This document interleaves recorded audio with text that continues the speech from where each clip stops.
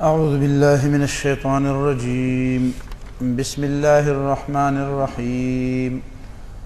قل من كان عدوا لجبريل فإنه نزله على قلبك بإذن الله مصدقا لما بين يديه وهدى وبشرى للمؤمنين. دا چونکہ دا خطاب رخ بنی اسرائیل طرف تا دے، نو بنی اسرائیل کی یو غلطی دام ہوا چی یو ذل راللو نبی علیہ السلام نے تپوسو کچھ من صاحبو کا تالا خوالا سوک رائزی ستا مرگرے سوک دے، نو قال جبریل، نو نبی علیہ السلام میں ما بانے وحی جبریل علیہ السلام روڑی، نو قالوا ذاک الذی ینزل بالحرب وبالقتال، دا خو اغا ملائک دے جدا دا جنگونو دا احکامو او دا جهادونو دا آیاتونو دے راوڑی، او زمونگ دا جنگونو و جهادونو سروران دا ذاک الذی ینزل بالحرب والقتال، دا خو اغا جبریل دے کنا چی اغا دا جهادونو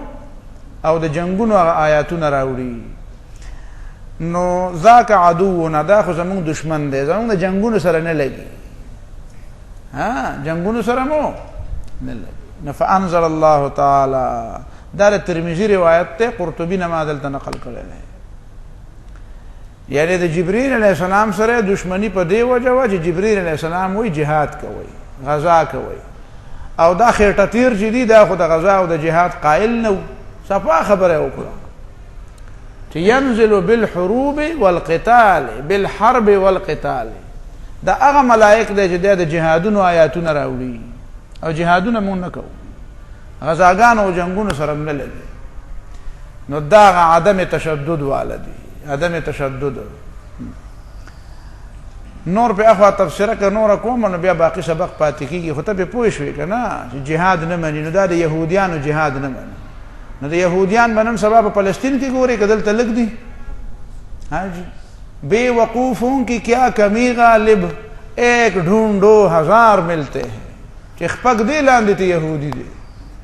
چی جہاد نمنکری. قل من کان عدوا لجبریل، او آیا چی سوک دا جبریل دشمنی، جبریل دے کے تقریباً اتنہ لغات، ذکر چی دا غیر عربی لفظ دے، جبریل، جبرین، جبرین، جبرال، جبرائیل، نا مختلف لغات پکی دی. قرآن کے چکم دے منگ بیدے سے وائیو من کان عدوا لجبریل، سوک چی دشمنی دے جبریل علیہ السلام، نو فلیمت غیظن، نو دے دی زان دا مرین ونسی، دے دی دا غسین مرشی، دا غسین نزان ملکن دا سے خوبکی. جبریل علیہ السلام بداغ دا غزا آیاتون را لیگی، اگر تا مسلمان زان تاوی منع کرتے نمانی تبیا مسلمان نہیں، چی تا مسلمان نہیں و مرتدی نو ستا خلاف بم غزا کی خوچ وقت راشی، دا غزا و دا جنگ بستا خلاف می تبیا میوزل پا خوان پوشی خوچ وقت راشی، دا خدار کار دا پار ازان لزان لوخی. فلیمت غیظن، نو دے دی دا غسین مرشی، دے دی پزان چکو لگئی پا پختو کی وئی، پزان دی چکو لگئی، ذکر چی فَإِنَّهُ نَزَّلَهُ عَلَىٰ قَلْبِكَ، دا جبریل علیہ السلام خو را لے گلے اور را کوز کرے رے دا قرآن ستا پزڑو، دا ستا تا خوچ نازل کرے رے، او سڑو ذکر یادی چی دا خود انسانیت سر تعلق دے، دا قرآن تعلق دا چا سر قلب تا تمہیں ستو انسانیت تو، دا وحی تعلق دا چا سر دے انسانیت. فَإِنَّهُ نَزَّلَهُ عَلَىٰ قَلْبِكَ، نو دا جبریل علیہ السلام راوڑے رے دا قرآن ستا پزڑ بانے، تا تا دا وحی اگر آلے راوڑے او بِإِذْنِ اللَّهِ، دا اللہ پا حکم راوڑے دا، نو دا سر دشمنی خدا اللہ سر دشمنی شو، دا خدا دا اللہ پا حکم دا کار. او مصدقا لما بین یدیہ، تصدیق کون کے دا کتاب، دا کتاب چی مخیر دینا دے و ہدن و ہدایت دے و بشرا و خوشحالی دا و زیرے دے للمومنین دا ایماندارو دا پارا.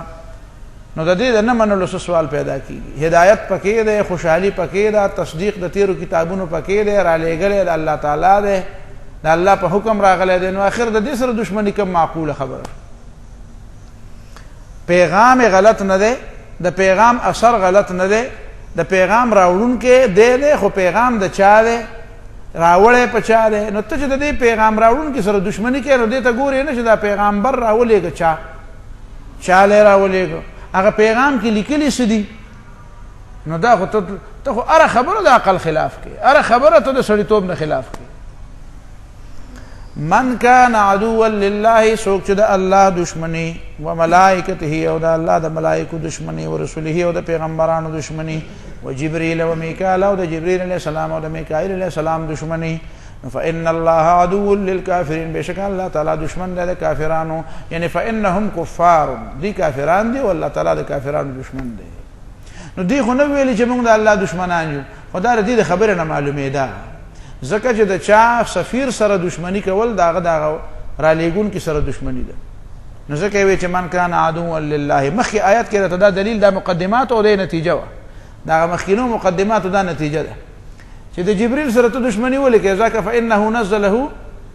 على قلبك بإذن الله دا جبريل علیہ السلام چا را لېګل الله پاک.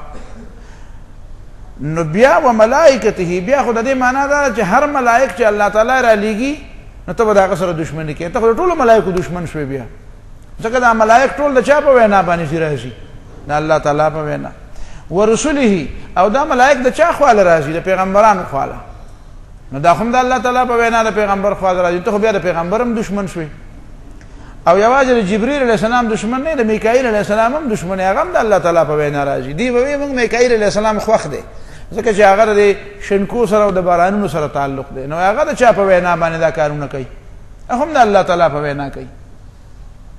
نو د دې معنا دا شو چې ته د خدای هم دشمن شوې، د ملائکو هم دشمن شوې، د پیغمبرانو هم دشمن شوې، د کتابونو هم دشمن شوې.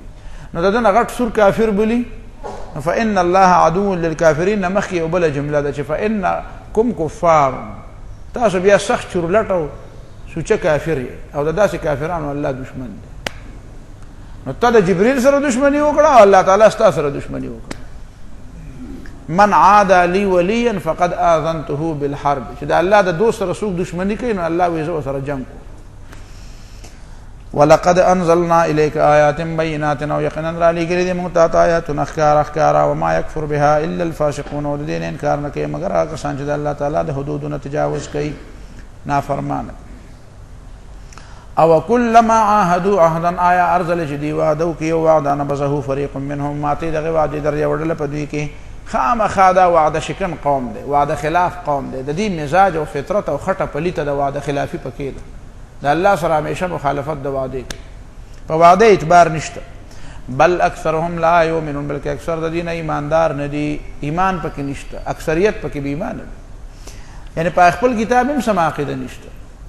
ولما جاءهم رسول من عند الله ارکل چرا غیری ته رسول الله تعالی طرف نه پیغمبر علیہ السلام مصدق لما معهم تصدیق کوونکی او دا کتاب تر دې سره یعنی که مخالفت دی پیغمبر کړی نو بیا به ذمہ داری ده دا بار بار چې مصدق لما معهم مصدق لما دې څه مطلب دی؟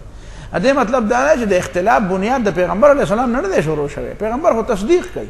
هغه دغه د الله کتاب دی، نو د اختلاف بنیاد خستانه شروع شو چې ته یې نه منم. نو دنیا کې کله چې عاقل په مخ کې دا مقدمه وړاندې شنه به وجه غلطي ده نه، د غلطي خوستا ده که محمد صلی الله علیه وسلم ویل چې تورات او انجیل ورو سره منم نه او موسی علیہ السلام عیسی علیہ السلام ورو منم نه، نو تا به ویل چې یاره هغه زمونږ نه مني، موږ استاد نه منو. هغه ویل موسی علیہ السلام منم، عیسی علیہ السلام منم، تورات منم، انجیل منم، نو بیا خو چې ته نه منې نو دا غلطي خو بیا ستا ده، دا اختلاف خو تا پیدا کړه، جګړه خو تا جوړې کړې، نو د جګړې بنیاد هم ته او بیا الټا الزام په پیغمبرانو لګې، الزام په ملائکو لګې، د جګړې بنیاد خو تا شروع کړې. نبذ فريق من الذين اوتوا الكتاب واچو نبذ وشتو داسې را واغستو واچو فريق من الذين اوتوا الكتاب او یو ډلې دا کسان چې کتاب ورکړی شوی دی څه شی واچو؟ کتاب الله دا الله تعالی کتاب واچو دا قرآن وراء ظهورهم شاته د خپل ملاګانو د شاګانو نه لکه سړی چې په یو شی عمل نه کوي مړتا خو ما خبره بالکل شاته واچوله، نو خبره د څه شی چې سړی راوالي شاته واچي حاج نه مطلب دا دی چې شاته چول د دې څه دی چې لا مخ ته سړی واچي نو لا بیا هم کله په نظر پریوزي او چې شاته واچي نو اډو سره نظر په نه لګي، توجه وته نه کوي، یعنی تاسو توجه نه کړئ. وراء ظهورهم اخواد خپل شاګانو کانهم لا يعلمون لکدی چې اډ پويږي نه، نو چې د الله تعالی کتاب شاته واچو نو څه شی را واغستو؟ څه شی خبر علي لکه ځینو خلکو د الله کتاب شاته واچو نو ځان لیبل کتاب جوړ نو دې څه چلو.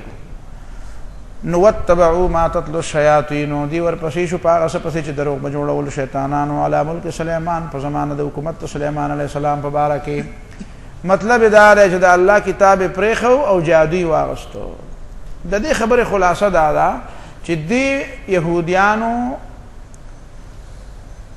دی د محمد صلی الله علیه وسلم د پیغمبر کېدو نه مخکې خو په دې پوهېده چې پیغمبر علیه الصلاة والسلام به راځي، دا به وي. دا خبره مخکې تېره شوه، یستفتحون علی الذین کفروا. بیا چې کله پیغمبر علیه السلام راغی نو دی ضد وکړ، د ضد د وجې نه یې ونه منو. نو د الله تعالی هغه خپل کتاب چې د دې سره و چې دی متوي چې دا د الله تعالی کتاب دی، د هغې تقاضې هم دی پوره نه کړې. د هغې تقاضې دا وي چې دا د الله تعالی کتاب به منل غواړي. دی د هغې خپل کتاب تورات هغه تقاضې هم بالای طاق واچولې او د الله تعالی د کتاب د یوې خبرې پروا یې ونه ساتله. نو څه شی وکړو؟ د دې کتاب خلاف څه پروپیګنډا وکړه، څه خبره شروع کړه؟ نو هغه خبره شروع کړه چې د سلیمان علیه السلام خلاف به شیطانانو کوله. یعنی یو طرف ته په دې زمانه کې دا یهودیان دي او بل طرف ته محمد صلی الله علیه وسلم دی. په تیره زمانه کې یو طرف ته شیطانانو او بل طرف ته سلیمان علیه السلام. نو څنګه چې په تیره زمانه کې د شیطانانو او د سلیمان علیه السلام مقابله وه، نو دی په دې زمانه کې دقه شانې په هغه طریقه باندې د شیطانانو ملګرتیا شروع کړه او د سلیمان علیه السلام په مقابله کې د شیطانانو څه کول هغه کارنندي شروع کړه. نو گویا کې دا ځان ته وایي چې د سلیمان علیه السلام تابعدار مونږ یو. په کتابونو کې داسې لیکلي دي، اگر چې دی پکې بیا وروسته دا هم لیکلي چې سلیمان علیه السلام جادوګر، یعنی دی گویا کې د سلیمان علیه السلام د نبوت نه انکار وکړو، ویا خو جادوګر او دا انکار په څه وجه وکړو؟ که ته په دې خبرو په هغه مقدماتو پوه شوی نو ته به په دې مسله پوهېږي چې دا خلک چې کوم دي د سلیمان علیه السلام د نبوت نه په دې وجه انکار وکړو چې سلیمان علیه السلام خو یوازې پیغمبر نه حکمران هم او دی خو د دین او د دنیا گویا کې د دین او د سیاست او د دین او د حکومت د جدایۍ قایلو. د دې په دماغو کې خو دا راتله چې دیندار دی ته وایي چې به د چا هم لاس ته غوا نه پاسي چې تر جومات په ګوټ کې به ناسي. خو چې دا ورته پته ولګېده چې سلیمان علیه السلام، نو دی سوچ کوي چې سلیمان علیه السلام حکمران و، حکمرانی خو دې ته معلومه وه. نو د پیغمبرۍ نه یې وله انکار وکړو، وایي نه دا پیغمبر نه و، دا جادوګر و. ځکه چې که دا ومني چې سلیمان علیه السلام پیغمبر دی نو ښه چې حکمران هم دی او پیغمبر هم دی، نو بیا څنګه ته دین او دنیا جدا کې؟ بیا ته څنګه دین او سیاست جدا کې؟ بیا ته څنګه دین او حکومت جدا کې؟ خو پیغمبر هم دی حکمران هم دی.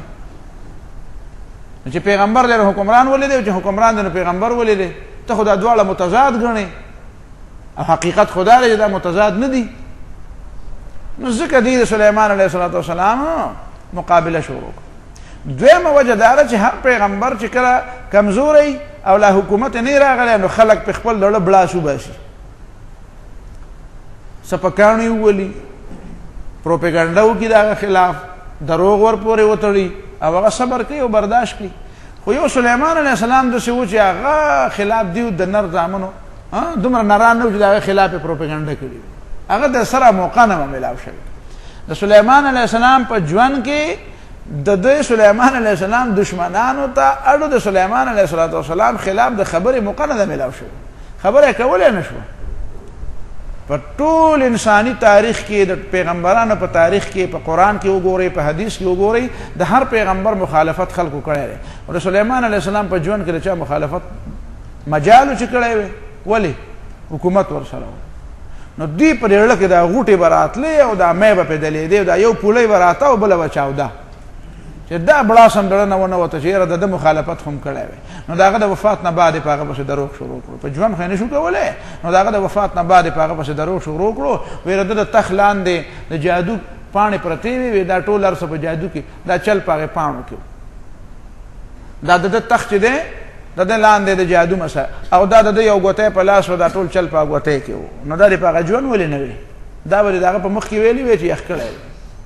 دا داسې د پیغمبرانو دشمن قوم دی. تاسو په خبره باندې ورسېدئ. د دې وجې نه چې کله رسول الله صلی الله علیه وسلم سلیمان علیه السلام په مرسلینو کې ذکر کې قرطبي وی لما ذکر رسول الله صلی الله علیه وسلم سلیمان فی المرسلین، کله چې سلیمان علیه السلام الله تعالی پیغمبر علیه السلام ذکر کړ چې دا پیغمبر دی، نو قال بعض اخبارهم، د دې بعض مولیان ووی او بعض زبرګان ووی چې یزعم محمد ان ابن داود کان نبیا، محمد صلی الله علیه وسلم دا ګمان کوي چې د داوود علیه السلام زوی پیغمبر او والله ما كان الا ساحرا زمونږ په الله قسم دا خو صرف جادوګرو فانزل الله عز وجل وما كفر سليمان نو دا الله تعالی دا آیات راولې چې ما كفر سليمان کته دا وې چې دی يهوديانو د سليمان عليه السلام د نبوت نه انکار وکړو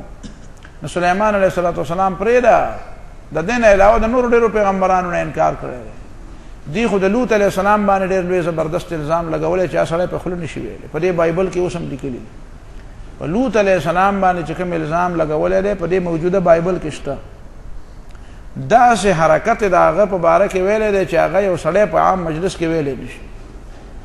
په دې بایبل کتاب خروج کې لیکلي دی بایبل باب بحث د خروج هغې کې لیکلي دی چې دا سخی چې جوړ کړی و که نه او خلکو ته وی چې راځي عبادت کړي وي دا هارون علیه السلام جوړ کړي هارون علیه السلام دا جوړ کړي دا دومره ظالم او دومره بدبخت قوم دی چې دیو چې کله وکتل چې پیغمبران خو ډېر اوچت دي نو دینه به تاسو چې تاسو د پیغمبرانو اولاد یې تاسو ولې دا کارونه نه کوئ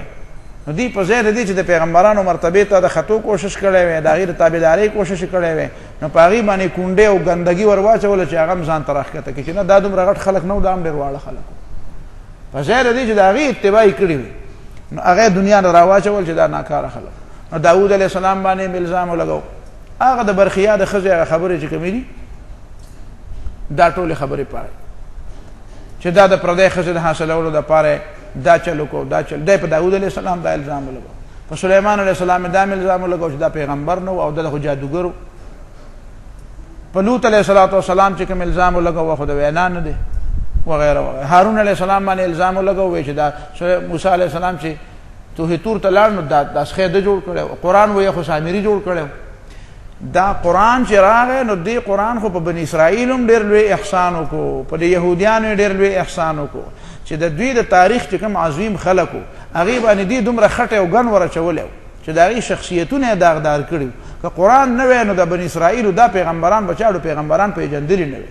دا چې موږ نن لوط علیه السلام پیغمبر پیژنو هارون علیه السلام پیغمبر پیژنو سلیمان علیه السلام پیغمبر پیژنو داود علیه السلام پیغمبر پیژنو نو دا د بني اسرائیلو پیغمبران دي د لوط علیه السلام نه علاوه دا باقي نو دا خو موږ د تورات او د انجیل د وجې نه پیژنو دا خو موږ د قرآن د وجې نه پیژنو دا خو قرآن مجید د دین هغه ګرد و غبار لرې کړه او د هغې هغه اصلي حیثیت او مقام دنیا ته ښکاره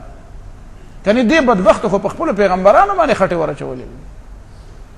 نو دلته دا خبر وی دا جادو نو هغه د ګوتې هغه قصې مشهوره کړې وه د ګوتې قصه چې دا د په ګوتې کې دا چلو او یو ځل ته یې ګوتې چاپټه کړله او بیا هغه پیري واغسته او پیري پې حکومت وکړو او دا هغه او دا سلیمان علیه السلام بیا مزدوري کوله او بیا په دریاب کې مایې وه هغه مایې او ګوتې نو دا انګا بنګا مشهوري کړې په ګوتې وایي دا خو جادوګر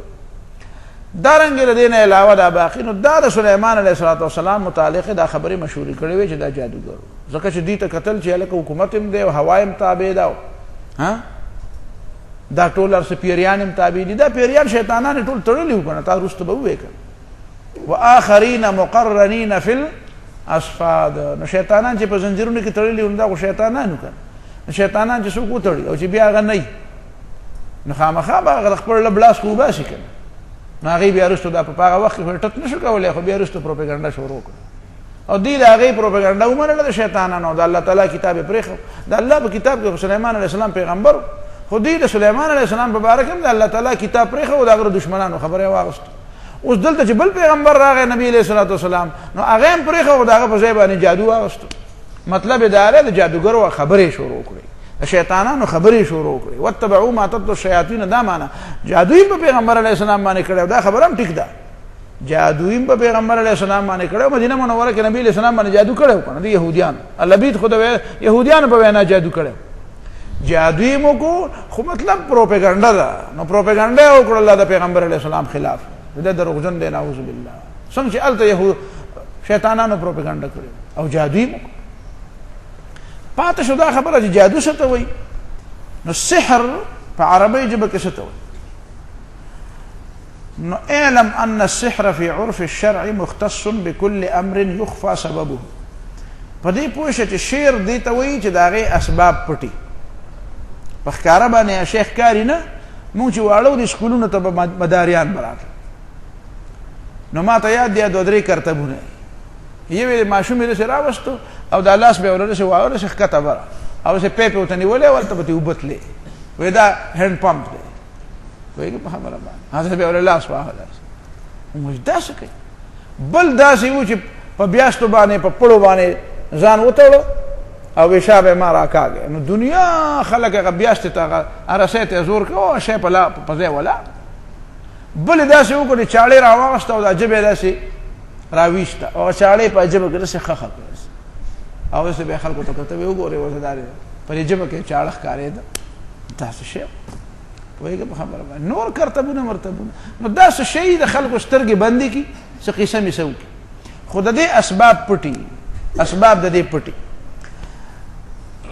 کله کله داسي چې دا اسباب داسي معنوي غونته کی لکه د بعضی کلماتو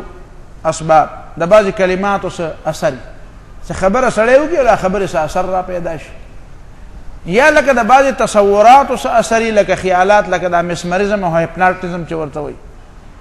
نو دا غي مسمریزم داسې دا تخیلات او څه اثرات کله کله داسي چې بعضی سيزونه داسي اجسامي دا اجسام او څه اثرات دا سپیکر چې د आवाज وي لاود سپیکر په زور وینا کوونکی دا आवाज اوچتای نو ته به وخایې دا څنګه چل کېږي دا आवाज اوچتای ها تاسو کې چاته دا پته دا څنګه आवाज اوچتای چې چل کوي نه پته نه لګي یا دا مقناطیس دی نو دا مقناطیس ځان ته دغه وسمنه ځان ته راکاږي نو ته دا کې نو به چې ګورې نو بل څه ټوپ وي راکاږي دا څنګه ځان ته راکاږي دا څه چلی دا څه پړې تړلې په بیاسته تړلې چې نه اسباب دی څه پټ غونته کې دي نو دا موبایل خبره کوي دا ټي وي دا تصویر ور کوي نو دا اسباب اشته خو د عام خلکو نه نظر نه داسري پناه نه په خوا به د ارش ته خلکو جادو وي د ارش ته وسوي اشه د جبه هغه چالاکی ته ویم جادو وي چا به چا سره چالاکی غونته کې وکړه خبره دوکه وی ولا ور کړه نو دې ته وسوي خفيه سببه ويتخيل على غیر حقیقته او چې حقیقت څنګه ده نو اشه نخ کاری دا خلاف کاری حقیقت یو شانتي لکه خلکو به وی چې دا پړی باندې ځان تړلې نو دا دې به خطلې به ځان نه تړلې دې په ونه تړلې او خلکو دا خیال چې سړی ته زور کوي او زور کړي ونی ته نو ونه چې تا کټ کړي نه او تبر دې په والي نه په شل کا سره لوي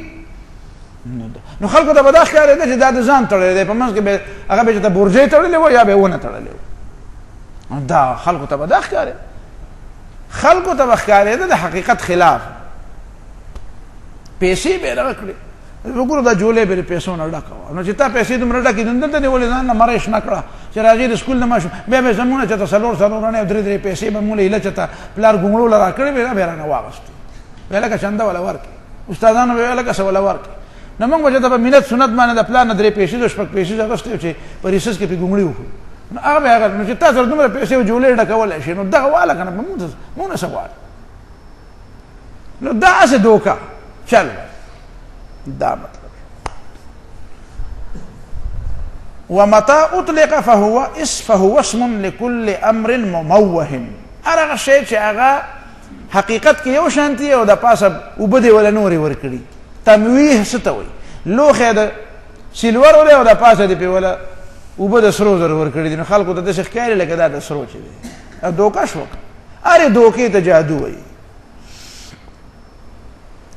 امام نووي وی السحر حرام وهو من الكبائر بالاجماع دا حرام کار دی دا ګناه کبیره ده په دې اجماع ده وقد عده النبي صلی الله علیه وسلم من السبع الموبقات پیغمبر علیه السلام په هغه وو ګناہوں کې شمار کړل چې کوم تباہ کن ګناه دي ومنه ما يكون كفرا بعض پکې کفر می ومنه ما لا يكون كفرا او بعض پکې داسي چې کفر خو بنئ بل معصیه کبیره غټه ګناه وي نو څنګه به پته لګي فان كان فيه قول او فعل کدا څه وینا پکې وا داسي کارونه پکې یقتضي الكفر چې هغه د کفر تقاضا کوي نه بیا به کفر والا فلا واما تعلیمه وتعلمه فهو حرام فتح الباري وي تعلیم زده کول او خلکو ته خودل دواړه سدي حرام دا مطلب شو ده ابن مسعود وی كنا نسمي السحر في الجاهليه العضه من بسحر تهل العضه عضه والعضه عند العرب شده البهت وتمويه الكذب عرب عاضه معنا صدا سخت حیرانتیا، سړی سخت حیران شي چې داسې چل لکه هغه موسی علیه السلام په مقابله کې چې هغه جادوګرانو د کونټو نه ماران جوړ شو نو خلک حیران وتمویه الکذب او دروغ خبرې ورته رښتیا ښکار شی دروغ حقیقت نه او د تخکار شي د خلکو ته دا ښکار نو دې ته وایي څه دارنګ صحاح اللغه والوي لسان العرب والوي چې السحر جادو څه ته وایي كل ما لطف مأخذه ودق چې د هغه ماخذ او سورس او ذریعه ډېره زیاته باریکه او نرۍ پته چاته نه لګي دا د کوم ځای نه دا خبره وشوه ودق وسحره خدعه سحر دوکې ته وایي جادو دوکې ته وایي سړی څه کی متحیر کی حیران کی دوکه ولور کی اصل خبره نه پټو ساتي او دا سترګو ته بل شی مخامخ شي دې دا مطلب شو خجی نو دا جادو نو دی دا خیال چې دا سلیمان علیه السلام په دې باندې او دا به ذکر کوي چې د پیریانو تابع کېدل دا خو بغیر د جادو نه دی وای نه کیږي الله تعالی غل تابع کړیو او معجزه وا دې چې پیریان تابع کوي او یا څه شي کوي نو دی به داغي سره رابطه به کوي شیطانان تابع کوي نو شیطانان سره رابطه کوي ته چې د خو خلکو سره رابطه کوي نو خلک به منځونه کوي جمعات ته وځي او دس به کوي قرآن مرالي نو ته به هم دا کار کوي چې د ګمراه او د بدراو سره خواله ورځي نو هغه به یا چې تکسب نشي تماشې به کوي او یا به سبیل مازي او غیبتونه به کوي چغلۍ به کوي او څه فضول کارونه به کوي نو ته به هغه کارونه کوي بیا خامخا اثر خو به در باندې کوي شیطانانو سره دوستي کوي نو شیطان به ته څه خو وایي که نه چې هغه کار کوه نو دا د شیطان خو خبر دینه بعد یو خبره دا ذهن کې کېنول غواړي چې آیا په دې جادو باندې قلب د حقایق راضي که نه راضي دې باندې کوم د خلکو اختلاف دی چې شی به بدلیږي حقیقت بدلیږي که نه بدلیږي نو معتاد امام مالک کې یو روایت دی د کعب الاحبار په حواله باندې چې رسول الله صلی الله علیه وسلم فرمایي چې زه یو څو کلمې وایم که دا مې نه وی ویلې نو دې یهودیانو به لجعلتني اليهود حمارا داسې الفاظ پکې راغلي مطلب دا دی چې زمانه به ساده جوړ کړی وی یا زما حقیقت به بدل کړی وی نو هغه کلمات زه دا وایم چې اعوذ بالله العظیم الذي ليس شيء اعظم منه وبكلمات الله التامات التي لا يجاوزهن بر ولا فاجر وبأسماء الله الحسنى كلها ما علمت منها وما لم أعلم من شر ما خلق وبرأ وذرأ ودا کلمات زه سهار او ماښام وایم نو د جادوګرانو جادو د یهودیانو دا جادو را باندې اثر نه کوي نو دا خو یو پهلو شو اسباب شته خو هغه اسباب پټ دي اوس د پیغمبري او د جادو په منځ کې څه فرق دی نو پیغمبري او معجزه چې دا د الله تعالی فعل دی او جادو دا خو د انسان کار دی شیطانت دی دا خو د دې اسباب پټ دي دا واضح خبره ده د جادوګر او د پیغمبر په منځ کې واضح فرق دی چې پیغمبر د بهترین اخلاق د بهترین کردار د بهترین عمل او د پاکي او نمونه‌ای او جادوګر د جانونو ګنده او پلیت او چاپلوس او دنیا پرستی جادوګر چې د چا خواله ورشي نه لکه وایي که اجازه دي چې کرتب درته وښیم جی او د یو به خوشحالي او بل به خوشحالي او پیغمبران د خلکو د خوشحالولو خبرې کوي که د خلکو د سمولو که خبرې کوي هغوی سموي او په هغه سمولو کې خلک دشمنان شي او جادوګر خدای والا دی چې خلک ځان له دشمنان کوي هغه پیسې ګټي ځان له هغه وایي زما کار په دې کې دی چې زه سل نه پیسې خلک خوشحاله کړم چې پیسې وګټم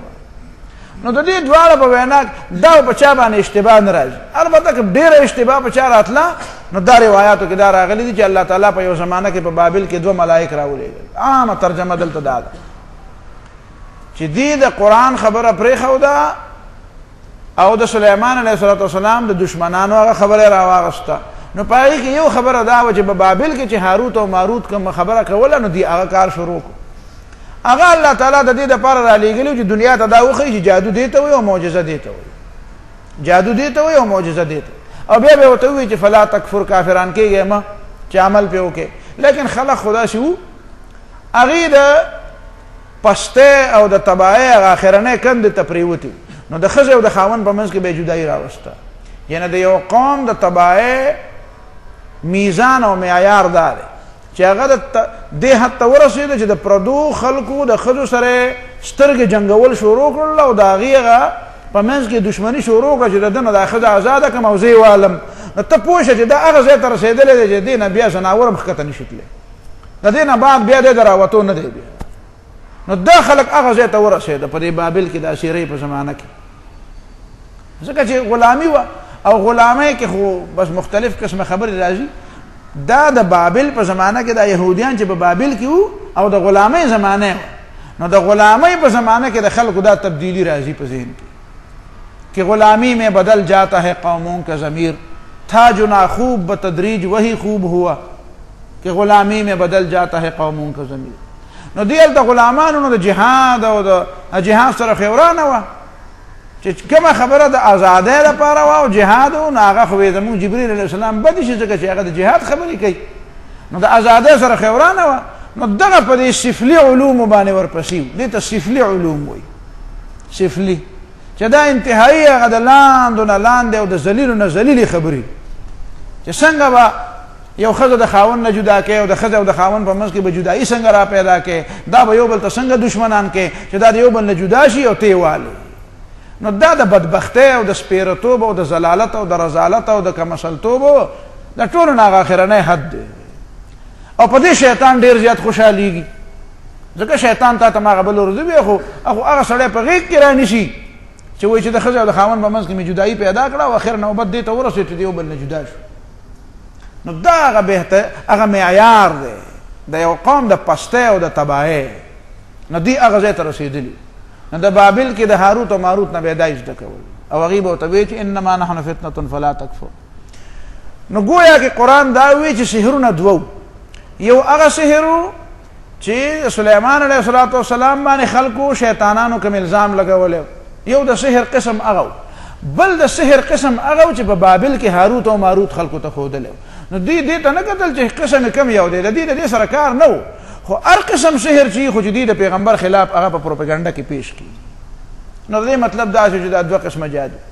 چا وی چې نه د بابل دا جادو چې کوم دا داسې جادو نه و، دا د حروفو آثار، په دې کلماتو کې څه اثرات، په دې ویناګانو کې، په دې الفاظو کې څه اثرات، او دا اثراتو پته خو لګي. لکه په یو حدیث کې راغلی دی رسول الله صلی الله علیه وسلم یو صحابي ته یو دعا ښودله، پای کې څه الفاظ چې بنبیک الذی ارسلت، نبی علیہ السلام ته دا الفاظ وي، نو هغه وي برسولک الذی ارسلت. نو نبی علیہ السلام نه برسولک الذی ارسلت مه وایه، بنبیک الذی ارسلت وایه. دین خلکو دا ثابته کړې ده چې د بعضې لفظ په یو ځای کې فټ راشي نو د هغې یو خاص قسمه اثر چې د بل لفظ نه کني، د نبي او د رسول معنا خو یوه ده. لیکن دلته نبی علیه الصلاة والسلام د نبي لفظ وي، هغه د رسول لفظ وي، نبی علیه السلام یې نه دلته رسول مه وایه، دلته نبي وایه. نو دې نه معلومیږي د الفاظو بعضې داسې تاثیرات شته. او بعضې علماو دا ویلي چې دې علم کې ګورئ ښه علم هم دی، دا د الفاظو د تاثیراتو دا علم چې دی په دې کې څه حده پورې خوالی هم شته. خو به هر حال هغه علم مونږ ته دومره ضرورت نشته چې اوس مونږ هغه څیزونو پسې ورپسې شو. به هر حال که ته ورپسې کېږي نو د هغې لټونه او پتې متې بیا ځان له ګوره، دا مطلب شو. دلته عامه ترجمه چې کومه ده نو هغه څه ترجمه به کوو، اگر چې تفسیر قرطبي بل شانې ترجمه کړې ده، اب هم درته وویل واتبعوا ما تتلو الشیاطین، دې ورپسې شو په هغه دروغو پسې چې دروغ به جوړول شیطانانو علی ملک سلیمان، په باره د حکومت سلیمان علیه السلام، چې د سلیمان علیه السلام حکومت پسې چلېده. او دلته ګوره ملک لفظ راغی، د سلیمان علیه السلام هغه څه ملک الله ورله ورکړی و. وما کفر سلیمان، سلیمان علیه السلام کفر نه و کړی، یعنې سحر نه و کړی، هغه جادوګر نه و. نو پته ولګېدې په سحر باندې عمل کول کله کله صحیح کفر. ولكن الشیاطین کفروا، لیکن شیطانانو کفر کړی و. یعلمون الناس السحر، چې خلکو ته به تعلیم ورکو د سحر. وما او تعلیم به ورته کو د هغه څه انزل علی الملکین چې نازل شوي په دوو ملایکو باندې، ببابل، په بابل ښار کې. بابل په عراق کې یو ښار دی. اوس بابل ته بابل ولې وایي؟ نو دا لا ځان له پکې خبره ده، دې کې زموږ څه کار دی؟ وایي ځکه چې لأن بها بلبلت الألسنة، د دې نه خلک یو خوا بل خوا لاړه او ژبې بدل. یو ورځ خلک راپاڅېد، یو د بل په ژبه نه پوهېده، بل د بل په ژبه نه پوهېده، نو یو اخوا روان شو، اخ بل اخوا روان. یو بل خو لاړ او بل خو لاړ، نو بل بابل بل ار یو بل شو، یو خو لاړ او بل خو. والله اعلم. دې کې زموږ څه کار. هاروت او ماروت چې هغه دوه ملائک سو، یو هاروت او بل ماروت. وما يعلمان من احد، او دې دواړو هاروت او ماروت بچاله تعلیم نه ورکو یو تن حتی یقولا چې دا به وتوي انما نحن فتنه، بشک موږ خدا ازمیخ د پار راغلیو. فلا تکفر، نو تم کافر کېږي چې عمل په وکي. اس دومره و پیژنه چې جادو دیته وي او معجزه دیته وي، خو هغه په عملونه کې چې ته پچا باندې کوډېونه کې چرته کوډې پیژنې کوډې وته وي. البته په دې دا اعتراض راځي چې یاره په ملائکه څنګه خلکو ته جادو خود، نو ملائک د درویشانو فقیرانو په شکل کې راغلیو، نو دا خو د ازمیخ د پار راغلی او د ازمیخ د پار ملائک په مختلفو شکلونو کې راځي. ولې د لوط علیه السلام قوم له د لکانو په شکل کې نه راغلی، نو مطلب یې سو ازمیخ وکړ چې سليمان لوط علیه السلام په خپش ضاق بهم زرعا، زړه تنګ او خپش وهذا يوم عصيب، دا خو سخت ورځ ده ځکه زما میلمانه دي او دا خو بې عزته کول کوي دا ظالمان، او زه ته بچ کولی نشم. نو هغې ورته وایي چې لا تخف، یریږه مه، پروا مه ساته، انا رسول ربک لن یصلوا الیک، موږ د الله تعالی استاذ یو. نو دا الله تعالی کله کله دنیا ته د څه کارونو دپاره ملائک رالیږي او په انساني شکل کې رالیږي. عین ممکنه ده چې په یو مجلس کې په انساني شکل کې ملائک شته، پر مجلس کې به هم چې ته په انساني شکل کې ممکنه ده چې ملائک موجود، په بل انساني شکل کې به یو پیری موجود ناس وي. دا خو د الله تعالی دنیا ده، په دې کې هر څه ممکن دي. ها او یو بل ته مه ګورئ چې ګینې دا به پیری دا به یا به نه خو او د یو بل ته کتل شروع کړو. خو دا ممکنه ده، ناممکنه ده چې دا پکې څوک او دا خو د الله تعالی نظام دی. دا دنیا د الله تعالی د حکومت یو حصه ده، او الله تعالی خپل حکومت ته پولیس ورلیږي که نه لیږي، فوجیان ورلیږي که نه ورلیږي. نو ګوره کله کله فوجیان خلک په سپینه جامه کې پولیس ورلیږي او کله کله پولیس په جامه کې ورلیږي. یو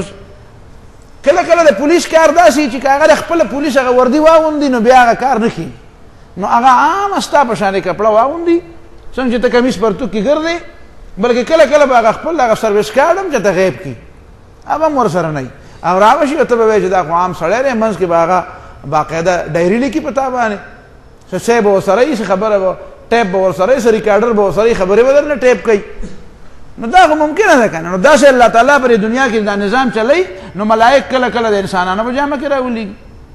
شیطان هم هلته خپله کار کوي که نه، ابلیس خپل کار کوي که نه کوي، نو هغه هم کله کله خپل جاسوس د انسانانو په جامه کې راولېږي. نو دا خو دنیا ده، په دې کې خدا ستیز کار رہا ہے ازل سے تا امروز،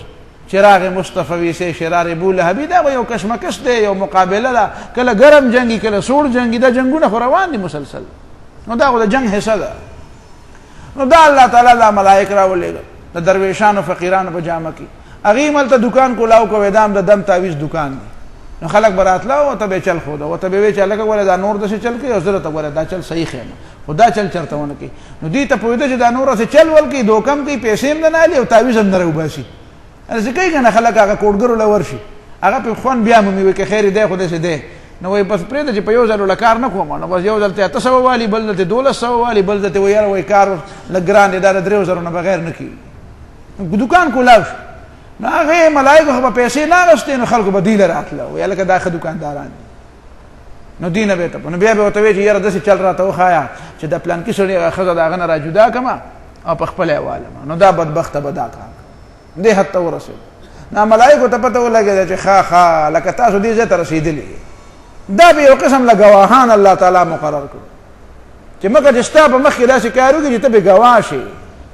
کله کله یو قوم له الله تعالی چې سزا ورکوي، نو ملائک دغه ملائک چې لوط علیه السلام له رالیږلي، پای کې یو جبریل علیه السلام او یو میکائیل علیه السلام، او ممکنه ده چې پکې بل څوک هم.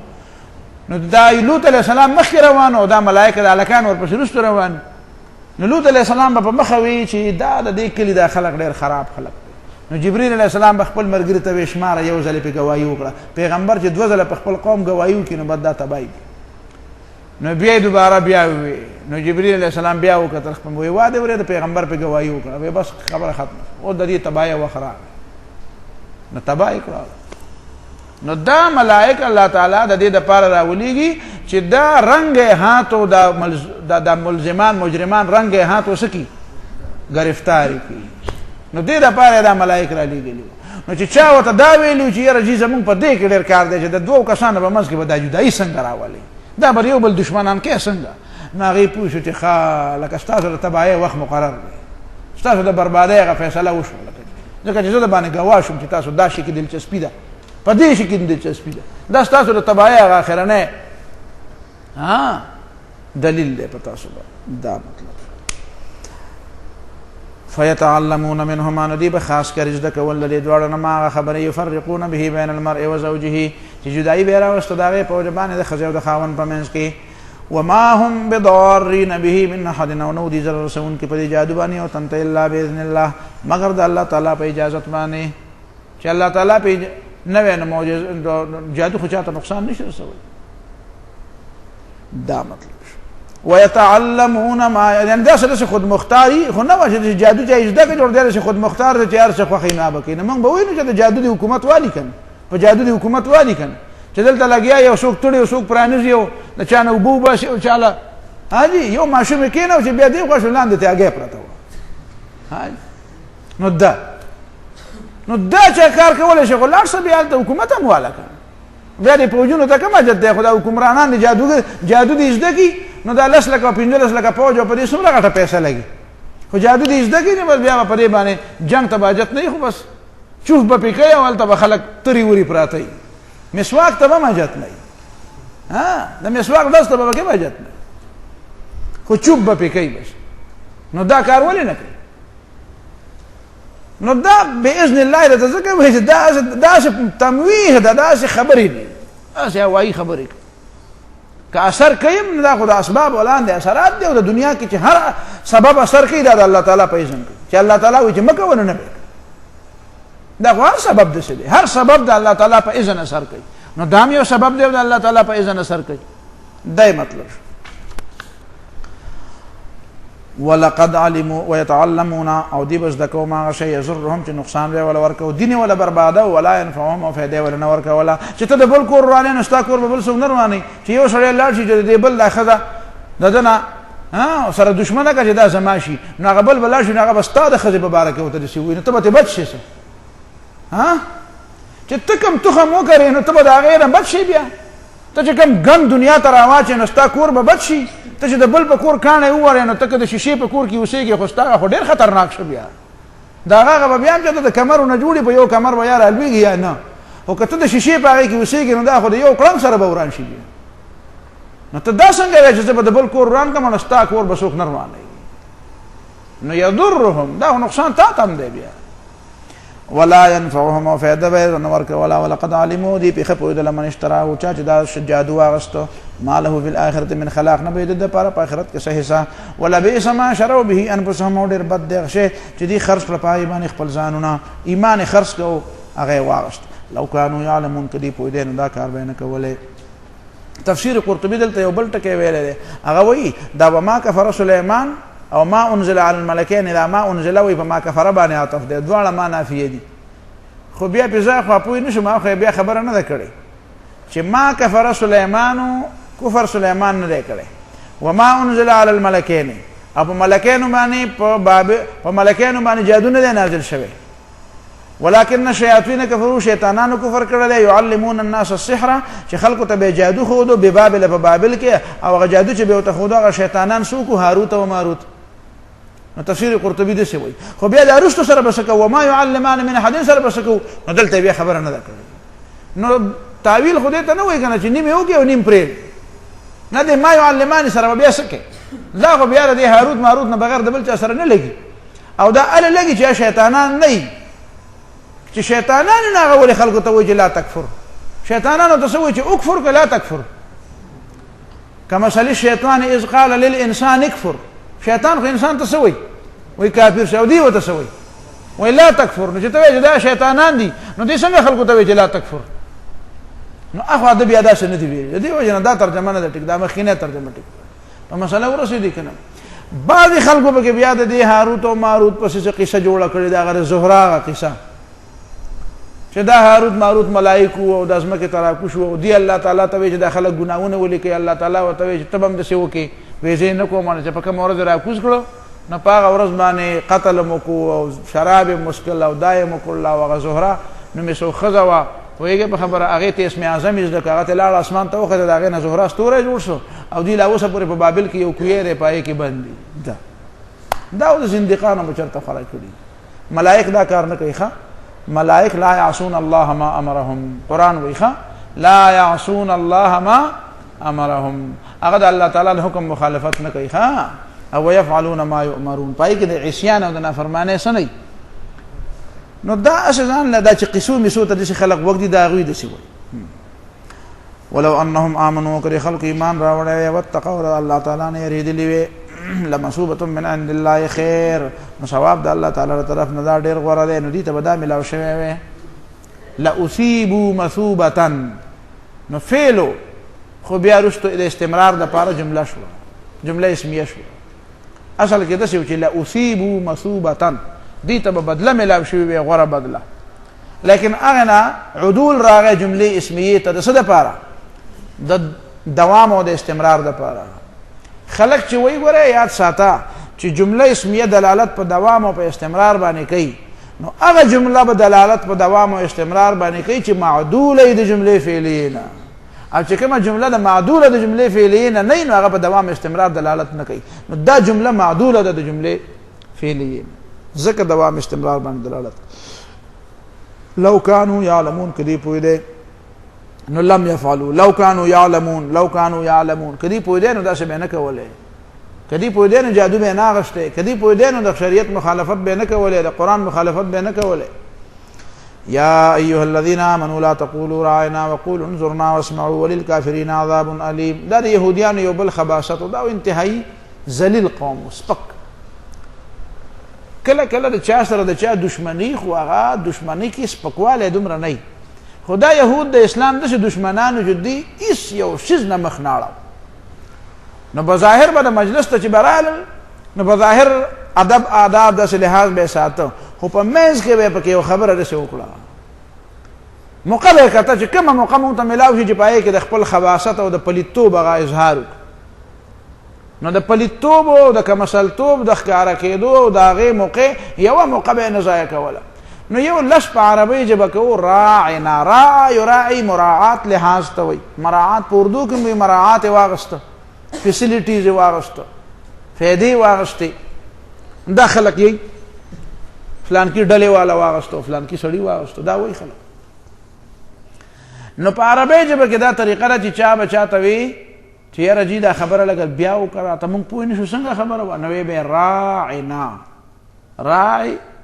زمونږ مراعات وکړه مونږ سره لږ لحاظ وکړه یاره جي امیان خلک یو او داسې په جوړه خبره زر پوه نه شو دا خبره راته لږ بیا وکړه نو دا به مسلمانان هم وی نبي علیه الصلاة وسلام ته نو دې ظالمانو د دې لفظ نه یو فایده واغسته هغه فایده ده چې دوی په خپله ژبه کې ممکنه ده چې دا د رعونت لفظ د دې د ژبې د عبرانۍ ژبې و نو دی به وی راعنو یعنی بېوقوفه د دې په ژبه کې د دې دا معنا او په ښکاره به وي لکه تاسو ما خو راعنا ووی خو هسې د ما ژبه داسې ده نو هسې دا ژبه مې داسې ده کله کله ستا په غوږ به داسې لګېدلی نو ما خو داسې نه وی داسې بانې به کول کله به د عین د زیر له به لږ غونې زور ورکو نو راعي خو شپنکي ته وایي نو راعینا راعینا په ځای به وي راعینا نو که چا به وي دا دې څه وي نه ما خو راعینا وي خو هسې به دا زیر لږ اوږد شوی نور خو ما داسې خبره نه کوله ای زمونږ شپنکیه نو الله تعالی مسلمانانو ته وی چې تاسو دا ټکی مه وایئ هغه یې خو نه شو بندولی که نه ځکه چې هغه خو نه بندېده هغه خبره نه منله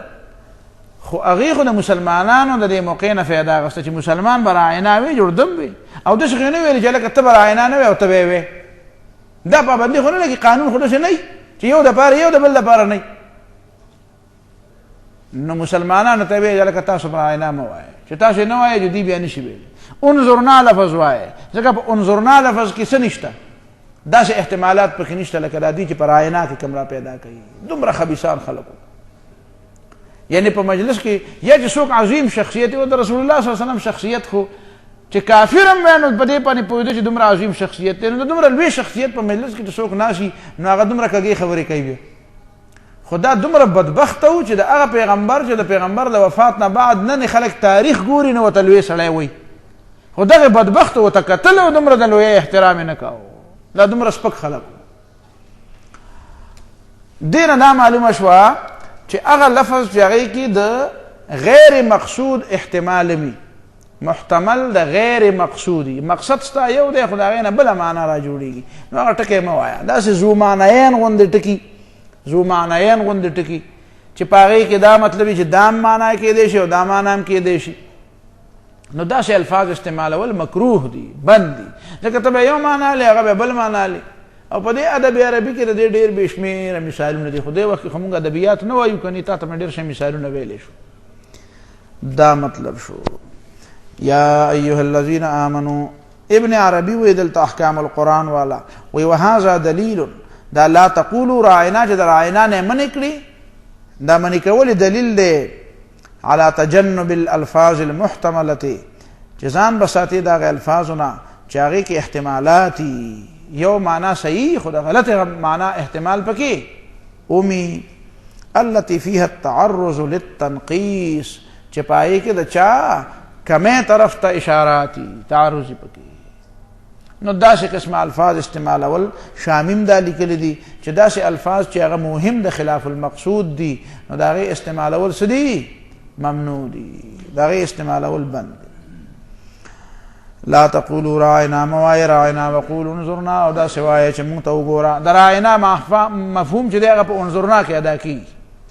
ته چې د کوم مطلب دپاره راعنا وې د هغې مطلب دپاره یو بل لفظ په عربۍ کې شته. دا په د عربۍ ژبه کې د ترادف یو غټ کمال. په د عربۍ ژبه کې الفاظ مترادفه مشترکات دا ډېر زیات. یو لفظ دی د هغه ډېر شی معنی دي، او یو معنا ده چې د هغې دپاره ډېر شی الفاظ دي. نو دا دواړه خبرې په عربۍ ژبه کې شته. لکه مثلا یو لفظ دی نو کله د معنا په لحاظ سره مشترکي، کله د لفظ په لحاظ سره مشترکي. عین یو لفظ دی، عین عین ته وایي، عین او غین، دغه عین ته عین وایي، چینې ته عین وایي، سترګې ته عین وایي، دې زنګون ته عین وایي، هغه نور ته عین وایي، چینې ته عین وایي، جاسوس ته عین وایي. نو د یو لفظ بې شمېره معنی راځي. نو دا په عربۍ ژبه کې دا کمالات. لا تقولوا راعنا، راعنا لفظ موایه، وقولوا انظرنا، او چې ضرورت راشي نو انظرنا وایه، واسمعوا خبرې ته غوږ دی، نو بیا به د انظرنا ضرورت هم نه راځي. دا چې ته وایې چې یاره جي صبر وکړه زه پوه نه شم، نو دا ولې؟ ځکه ته ناست دلته وړه دی چې ته په بازار کې ګرځي، مازغه دی چې ته بل ځای ګرځي، نو وایه یاره جي څنګه دلته څو ځله تپوسونه داسې وکړي. خبره یوه شان دي، مونږ په یو خبره باندې په ګنټو باس وکړو، ادی بیا چټ راولېږي وایي دا خبره څنګه وه؟ نو ته بیا دلته څه له ناستې وه؟ دا چې ته سم لکه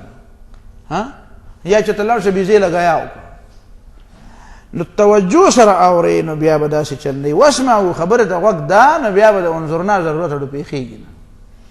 وللکافرین عذاب علیم، او د کافرانو دپاره دی دردناک عذاب. علیم په معنا د مؤلم، درد ورکوونکی،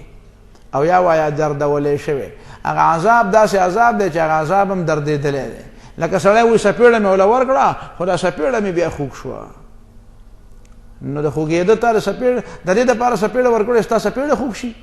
مطلب یې دا دی چې دومره تیزه سپېړه وه چې د هغه مخ خو پرېږده چې زما هغه سپېړه هم خوږ شوه. نو د دې معنا دا دی چې دا ډېره ناقابل برداشت وکړه. نو هغه عذاب هم دردېدلی دی، هغه عذاب به په خپله وایي چې ما ته هم دړ میلاو شو. الله دې ته مو امان راکړي. ما یود الذین کفروا من اهل الکتاب، نه خوښوي هغه کسان چې کافران دي په دې کتاب والو کې. د کتاب والو کې ټول مسلمانان نه شي پکې کافر هم پوهېږه په پښتو که نه کتاب والا. ما یود الذین کفروا، ارمان نه کوي او نه خوښوي کسان چې کافران دي. څوک کافران؟ من اهل الکتاب، په دې کتاب والو کې. ولا المشرکین، او نه په دې مشرکانو کې څه نه خوښوي. ان ينزل علیکم، چې نازل شي په تاسو باندې من خیر څه خیر من ربکم، له طرفه د رب ستاسو نه. نو دا چې پیغمبر په تاسو کې راغی دا چېرته د دې په اړه باندې ځایږي. والله یختص برحمته من یشاء، الله تعالی خاص کی په خپل مهرباني باندې هغه څوک چې دا غیر اراده شي. والله ذو الفضل العظیم، الله تعالی د لوی فضل خاوند دی. نو دا د الله تعالی مهرباني ده، دی په تاسو سود نه دی، نو دا پروپاګانډې ځکه کوي. بل یو اعتراض دی کوي، ما ننسخ من آیة او ننسها نأت بخیر منها او مثلها، دی وی په قرآن مجید کې دا نسخه د کوم ځای نه راغله. نسخه معنا دا چې یو آیت منسوخ شو د هغې په ځای بل راغی. د نسخې دوه مفهومونه دي. یو نسخه دې ته وایي چې په یو آیت کې مخکې قید نه و بیا پکې قید راغی، شرط نه و بیا پکې شرط راغی، استثناء نه و بیا پکې استثناء راغله. د دې وجه نه متقدمین علماو به مطلق تغییر او تبدیل ته نسخه ویله. نسخه خو په لغت کې مطلق لیکلو ته وایي، نقل کولو ته وایي، ورانولو ته وایي، خو اصطلاحا معنا بدلول. نو پخوانو علماو لیکلي دي چې 500 منسوخات دي په قرآن کې. امام سیوطي رحمه الله لیکلي دي چې 20 دي. امام ولی الله دهلوی رحمه الله لیکلي دي چې 5 دي. دا ولې 500 نه 20 ته راغله؟ دا ولې دومره فرق راغی؟ وایي دا فرق په دې راغی چې د نسخې تعریف جدا دی. نسخه څه ته وایي؟ نه مطلق تغییر ته وایي که نه بالکل دې ته وایي چې د یو حکم په ځای بل حکم راشي. نو پخوا به خلکو وي نسخه مطلق تغییر او تبدیل ته وایي. دومره غونې تغییر تبدیل چې پکې راغی دې ته هم نسخه وایي. نو داسې معمولي غونې تغیرات په ډېرو احکامو کې راغلي دي. رستنو علماء وی چې نسخه رفع د حکم شرعي متقدم ده په حکم شرعي متأخر، چې مخکینی حکم شرعي مکمل ختم شي او د هغې په ځای بل راشي. لکه د بیت المقدس په ځای باندې بالکل چېرته مخ شو؟ کعبې ته. نو هغه مخکینی حکم مکمل ختم شو او د هغې په ځای د بل طرف ته مخ شو. نو چې دې ته وایي نو بیا دا کم دي. دا نسخه چې دی داسې عیب نه دی، داسې نقصان نه دی. دا خو د حالات او د تقاضا مطابق الله تعالی ته علم و چې د دې وخته پورې به دا حکمي، بیا به د دې نه بعد دا حکمي، خو موږ ته علم نه و. لکه مثلا 14 میاشتې، 18 میاشتې یا 18 میاشتې یا 9 میاشتې یا 10 میاشتې نبی علیه الصلاة والسلام بیت المقدس ته مونځ کړی. نو د خلکو دا خیال چې ټول عمر به بیت المقدس ته مونځ کوي. الله تعالی ته خو د مخکې نه علم و چې زه به ورته یو آیت لیږم او ورته به ویم چې فول وجهک شطر المسجد الحرام، اوس مسجد حرام ته مخ کا. چې کله دا بل حکم راغی چې اوس مسجد حرام ته مخ کا، نو د خلکو دا خیال چې اوه دا خبره خو بدله شوه. نو دا تا ته بدله ځکه ښکاره شوه چې ستا په زړه کې دا خیال چې دا به ټول عمر وي. دا کله الله تعالی ویلي چې دا به ټول عمر وي؟ الله خدا ویلي چې مسجد کا یا پیغمبر علیه السلام خدا ویلي چې بیت المقدس ته مخ کا. دا خو نه ویلي چې ټول عمر به بیت المقدس ته مخ کې. دا ټول عمر خو پکې ستا په زړه کې راغلی وه. تا داسې فرض کړی وه چې دا خبره به ټول عمر وي. نو ستا په نسبت باندې په دې کې تبدیلی رااله. د الله تعالی په نسبت باندې دا انتها د حکم ده چې نه نه بد دا حکم د دې ځای پورې و، اخوا بیا نه دی. خو دا تبدیلی دا ستا په حکم باندې ده، دا ستا په نسبت باندې ده. اگرچه قرآن ته زمونږ په نسبت باندې تبدیلی ویلې ده، واذا بدلنا آیة مکان آیة والله اعلم بما ينزل قالوا انما انت مفتر. تبدیلی ورته په دې معنا ویلې ده چې قرآن خو د انسانانو سره خبرې کوي. نو انسانانو ته تبدیلی وایي، نو قرآن ته ځکه تبدیلی ویل. ورنه حقیقت کې د نسخ مفهوم دا دی. یهودیان دا وایي چې نسخه نشته، ځکه چې هغوی په دې باندې کله قایل شي چې نسخه شته، نو بیا به وایي چې تورات منسوخ دی او کتاب الله راغی، که نه خبره ختمه شوه. نو هغوی دا وایي دا نسخه نشته. په مسلمانانو کې د ابو مسلم اصفهاني نه بغیر بل چا د نسخې نه انکار نه دی کړی. ابو مسلم اصفهاني او بعض معتزله او نور ویلي چې نسخه دا واقع نه ده، ممکنه ده خو واقع نه ده. حال کې دا واقع ده. لکه دا د بیت المقدس په ځای باندې اوس مونځ چاته شو؟ کعبې ته. مخکې خو بیت المقدس ته وکړه، اوس کعبې ته مخ شو، نو دا نسخه شو. دې وجه نه علماو چې کوم عبارتونه دي دې ځای کې هغه 2-3 عبارتونو ته وقف کېده. النسخ فی الشریعة هو بیان مدة الحکم. نسخه په شریعت کې څه ته وایي؟ الفصول فی الوصول د جساس وی بیان مدت الحکم. دا د حکم د مدې هغه بیان دی چې دا حکم د دې وخته پورې و، دې بیت المقدس ته دا مخ کول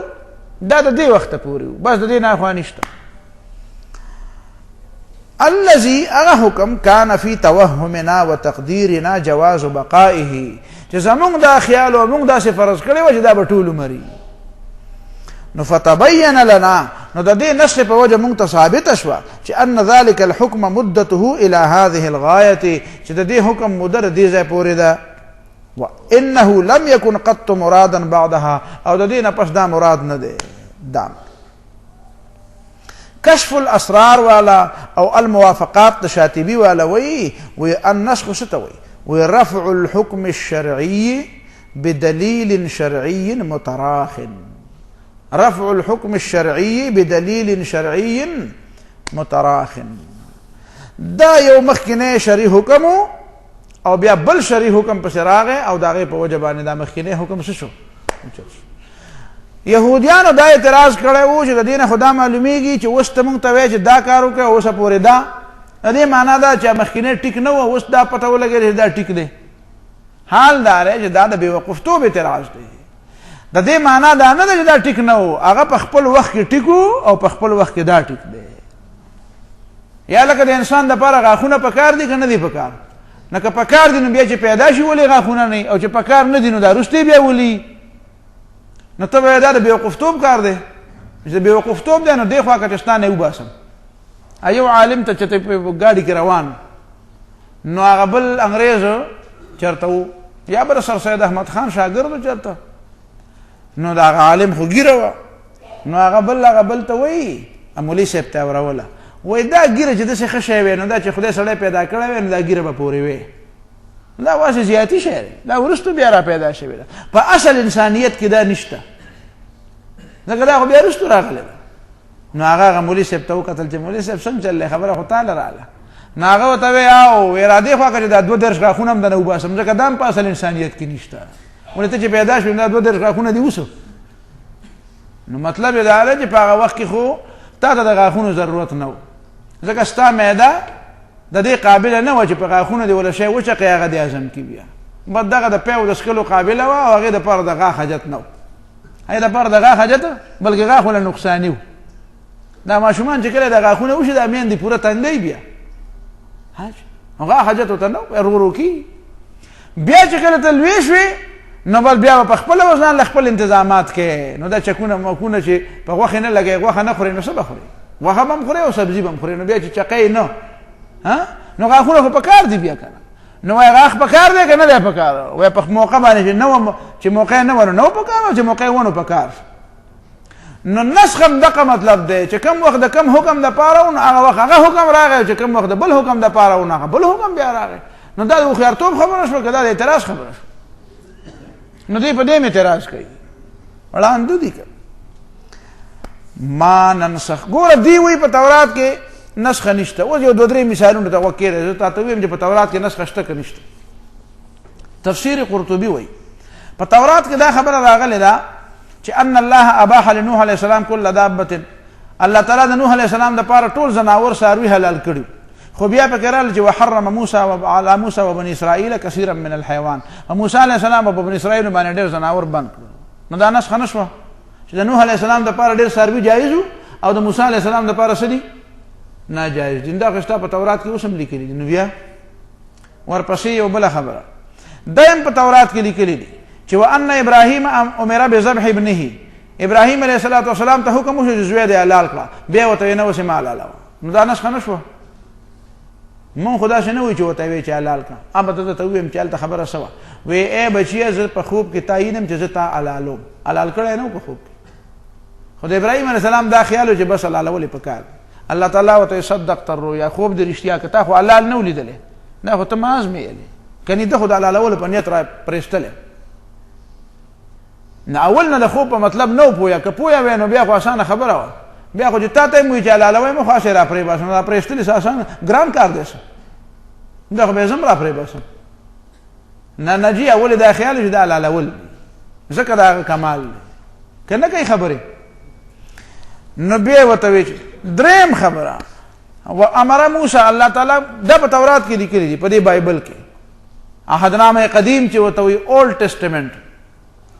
وایي په دې کې لیکلي چې موسی علیه السلام ته الله تعالی حکم وکړو چې دا چا د سخي عبادت کړی دا به ټول یو بل وژني، دا به ټول مري. وایي ثمروا برفع السیف عنهم، بیا ورته وایي چې زه بس دا شته معاف شو. دا نسخه نه شوه،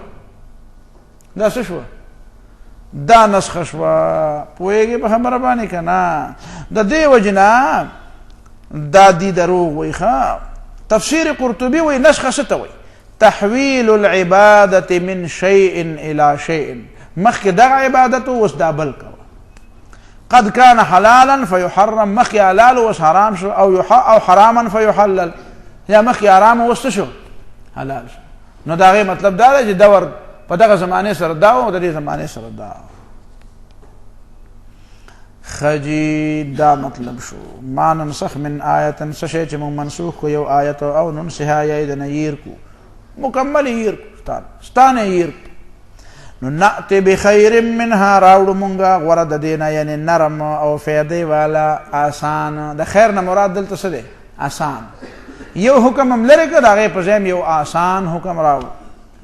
یا د هغې معنا چې بخیر منها ډېر اجر والا لکه ګوره په بیت المقدس ته به مخکې وولو کې دومره اجر نه و لکه په کعبه کې چې په هغه وخت کې پکې و خو چې د دواړو مقابله کې نو بیا په د کعبې اجر زیات د کعبې اهمیت تی زیات دی کعبه د ابراهیم علیه السلام او د ټولو پیغمبرانو قبله ده د آدم علیه السلام قبله ده نو دا ته خیر بخیر نو د خیر معنا الین او ایسر هم دی او انفع